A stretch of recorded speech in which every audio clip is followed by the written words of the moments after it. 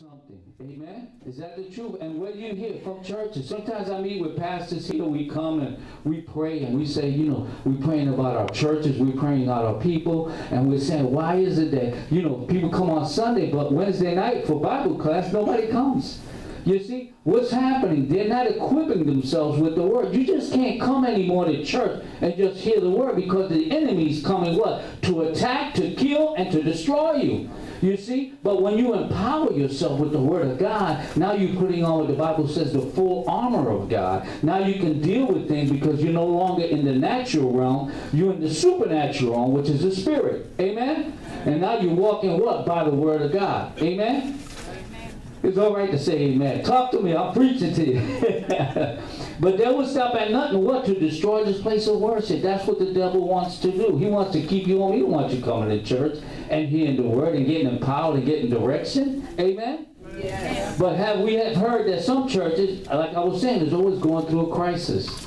Amen. But you know the Bible says that we're a royal priesthood, a chosen generation. But you got to look at yourself that way. I could preach to you all day, but if you don't see yourself as God sees you, then I'm not the problem. You're the problem. The problem is here. And sometimes I call the devil snaggletooth. It ain't snaggletooth. It's you.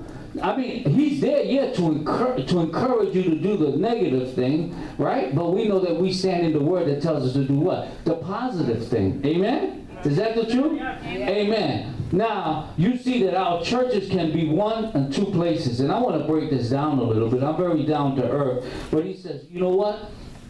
Our churches can be one or two places. It can be a place where the Spirit of God manifests himself. I'm going to say that again, and you can write this down. It could be a place where the Spirit of God manifests in this place. Two things can happen in the church. Amen? Amen. The other one is what? The Spirit of God manifests himself in power, right? And we know that there's what? Unity. You see, power and unity comes together. Amen.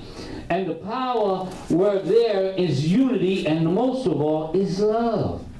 You see, the Bible said that when we love one another, prefer one another, then we're doing God's work. You see, because we're not looking at ourselves. I always say, you know, sometimes you got to be wise too. You understand what I'm saying? You got to know that you know the word and where you're going and what you're doing. Amen. And you don't take God for granted. You see, we take church for granted. I just go to church.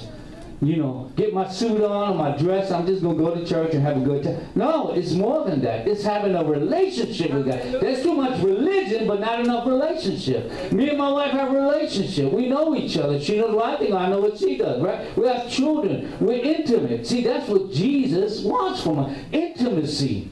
God wants our intimacy. He don't want half of your heart. He wants all your heart. Yes. And if you got all your heart, then he has you. Then what happens? You can claim the inheritance that he has for you. But if you don't have him, how do you expect him to give you his inheritance? You see? And sometimes we fall short and we say it's the devil. No, it's not the devil. Sometimes it's us. Amen? But let me say, there could be two places. There could be a place where the Spirit of God manifests himself, and the power, and that there's unity and love among the brethren. The brethren is who? Us. Amen? Or division. Now, also in the church, there could be division. Yes. You see? Why did I tell you when you walked in? Why are you all sitting in one corner? No! You sit with other people. Don't sit, you know, because what you're doing, you don't realize it, but it's like division. Not that I said that you did it on purpose, don't get me wrong. I'm just making this as an analogy of what I was talking about. That if I come here, you always, I'm just going to use you two, okay? You always with your sister, right? Wherever you go to church, you sit together. Sometimes it's, you know what, let me go sit over here. I don't know her. You see, let me go sit here and talk with her. You see? Then she goes, hey, you know what, let me go sit over here and talk with this young lady. Right. And encourage her. You see what I'm saying? Because sometimes, you ever tell your kids something? I say it here all the time. You tell your kids something day after day. Don't go here, don't go there. Right? This is wrong. And then you come and you tell her the same thing that I've been telling her, and she'll receive it from you. You see what I'm saying? They'll listen to you, even though I've been saying it for a long time. But she will receive it from you. Why? That's our nature. You see what I'm saying? But what happens, that's what the devil knows. So he's going to try to divide. So if he can divide you, then he can conquer you. That's right. That's the bottom line. So we got to be mindset people. We got to know that it starts here. If he gets you here, the rest of the body is gone. Amen? Amen. So we got to be what? Well equipped and know the word, because we got to not just listen to the pastor, but you got to know the word for yourself. The pastor can't save you. No. It's the word of God that's going to set you free. If any pastor said, oh, it's me and I'm going to... No, that's a lie. Right there, I tell you all the truth. That's a lie for the people watching my video. Amen. The truth, the word is what sets you free. The relationship that you have with God, that's what sets you free. Amen. And the Bible says you will know them by the fruits they bear, how they live their life, how their children react, how their wives. Because it's not a one person. Many people fall into these gaps that I'm talking about in the churches because sometimes people put church before family. Amen. That's a no-no.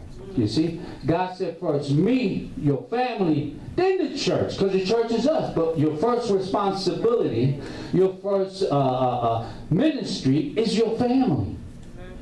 You see what I'm saying? You're in church. My wife and I, she don't want to come to church. Or my husband, you know, how many women are in church and their husband don't want to go to church? I don't want to go to church. He talks too long. Because they don't want to listen. They don't want to hear what's going to set them free. So they'll stay home. Who's losing out? They are. But also the wife, because she's in church by herself. Unevenly yoked, the Bible says. You see what I'm saying? God planted us to be together. When he married, right, you took a covenant before God. Till death do us part. See, we love each other through the good times and the bad times. When we accept Jesus into our hearts and we say, Lord, come in, it's a covenant. Yes. You see, but you got to keep that covenant. Yes. You see what I'm saying? Yes. The good thing is that we're saved by mercy and grace. If we fall down, what do? Get up. You get up and you say, Lord, forgive me. I know I ain't got it right. And it's everyday walk. I know I ain't got it right, but one day I'm going to get it right when I'm with you. But while I'm here, I'm going to do my best to get myself right. Hallelujah. Amen? Is that the truth? Amen. And go watching my video. So it could be a place of division or it could be a place of manifestation of God. And it could be a place where the blessings come, right, in the church. Or the second chance, nothing would happen. You just went to church and you went to a social gathering. That's all it is. Social gathering is a place where you just come and hang out. That's what it really comes down to. If you break that word down, that's just a place that we just come together. How you doing, my brother? And then you go home. The same. You came in the same. Not here. I said nobody's leaving here the same. They're going to leave empowered with the word of God and the truth. Amen? Because that's the only thing that's going to set them free. Amen? And that's my responsibility that God has put in my life. Is to preach the gospel and to speak the truth. But don't get it twisted either. We all called to preach his word and to speak life into darkness. Is that the truth? Amen. Now I like to teach more than anything, not only preach, because I want you to be impacted. So let's go to number one. Amen. And I usually tell everybody, write this down. This is good stuff. Believe me, I do a lot of studying, and this is good stuff that you can put down. You got a pen? Everybody got a piece of paper? Let's write this down. Number one is what? Let's read it together. And those watching my video, pay attention. Number one is what? Come on, come on, I can't hear you. Don't be scared. Say what? The church. Come on, let's say it. The church. The church can be a place of what? Where the Spirit of God what? Manifests itself. You see? But we got to come with that mindset. I come to receive from God. Number two, the church can be a place of what? Power and what? Unity. Write this down because, see, this is what you need to equip yourself. It's not just listening anymore. You got to know the word for yourself. Yes. Number three, or a place of what? Conflict and what? Division. Division. That's one thing I hate. Division. And conflict. Who wants conflict in their life? Who wants to be mad, arguing all the time? Is God in that? No. God is what? Love. God is not about hate or trying to do something to somebody else. You love one another. That's what God is about. Amen. And you fulfill your destiny that God's called you to. Because he's called us, and those watching my video. And Joey knows this, all of us know this shit. He's called all of us, right, Daddy Dan? To do his work. We're here on a mission of God. You ever seen that movie? I'm on a mission of God. That's what I'm here. That's what you're here for. Amen. Because we said we're his children, that we're to put him first. But again, this happens a lot. A place where it should be, number one, is what? The Spirit of God manifests itself. But how does God manifest himself? Through us as we usher down. Why do we come in church and play instruments and sing unto the Lord? And we pray here before we even get into worship. Why? Because we're ushering the supernatural into the natural realm. You see? And that's the most important thing that we can do in life. And as you do that, you see how your life will start changing. You see, because now God can open up doors. Why? Because we're being obedient and faithful.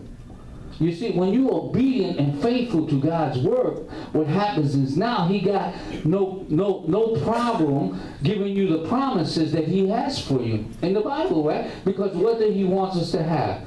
Long life, peace, joy, amen. Yeah. Right? That's what he wants us to have. A long life, a peaceful life, a prosperous life. Why do we settle for little things when we can have everything? Our Father's bigger than us. You see, it's your faith level. And I tell everybody, have faith in what you do.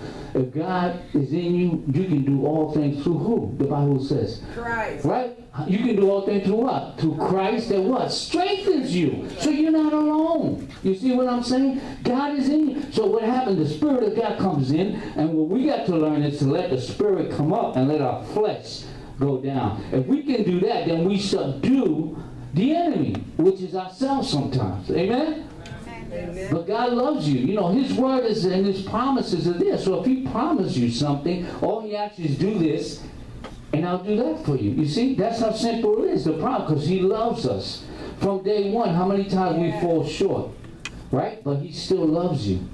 You know that. We know we lied. Amen. Some of us, all of us, I mean, I say that all of us, me too. In our life, we lied to somebody. We said we stretched the truth. No, you didn't stretch the truth. It's a lie. There's no such thing. We try to open up, Joey. Yeah. We didn't lie. I just stretched the truth. That's all I did. You know, go watch them. You just stretched the truth. No, you lied. Amen. Say what it is. Amen. Did you get that down? Amen. But let me continue. It says what could be a divisional place, right? Now, well, I want you to know that trouble always comes. Yes, it Who doesn't get trouble in their life? I get trouble. Yeah. We all get a little trouble somewhere. You see? Because you know there's an old saying, when everything's going good, be ready because something going down the road going to come at you that's going to try to distract you. But you got to remember that you got your royal priesthood, the chosen generation. Yeah. Now, if you put your mind on that trouble that comes, no, you just deal with it when it comes. Because the promises of God is this. He's with you. You see? He says, even as you sleep, I watch over you. Amen. So even as you slumber, the Bible says, that means he's watching. And where is he right now? He's up in heaven, right? See it, right? Still interceding for us. Amen. Hallelujah. Now, while we know that trouble is a possibility and it can happen, but even while the possibility and the problem comes, right, it is not written in stone that this thing will stay in us forever. Amen. You ever heard that verse? Very few words says, this too shall pass. You see? And when you know that, you have the power of the word of God in you. So you know what? You know what? That's what the Bible says. You must meditate on the word what? Day and night. Not just one day on Sunday, but day and night of your life. Amen? Amen. Hallelujah. Now, in fact, the church members are made up of many, right? We got different nationalities. We all speak different languages. We all come from different places. But one thing we got in common, we got the same Father. You see what I'm saying? And we're supposed to portray. Why did I do those songs? Why do I sing that? You know, unity. Let God's people say it, you know? And be what? Redeemed together, because it's by the grace of God that we're here. All of us.